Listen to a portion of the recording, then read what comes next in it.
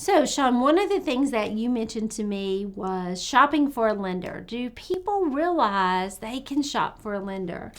I don't think they do. I don't think they do. And I don't think that sometimes they realize that just because they have banked at the same bank for 20 years, that might not make them the best lender. So kind of tell me, like, if you were shopping for a lender, because when you shop for a lender, because you bought a house, a couple years ago, and you got qualified with how many people?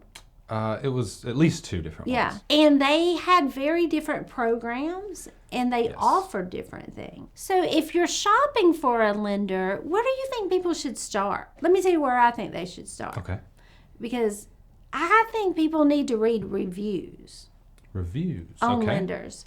And see, because you mentioned that they needed to see how responsive they were going to be. Yes. And then you said, how available they are to answer your phone call if you have questions. They may need to be in contact with your real estate agent. I know we talk with lenders all the time, and timing is key. It's very important to get that offer in. And respond. Right. So. And reviews will show them that. Like if you see reviews where it says, oh, they were so responsive and stuff like that, that's a good key that they're going to be responsive. Right. Now, another thing is if you're shopping lenders and you get a couple of quotes, like this lender may tell you that the interest rate is going to be 6.5%, and this one's going to say 6.7%, but that's not always exactly the only thing you want to consider, because it can also be the cash to close.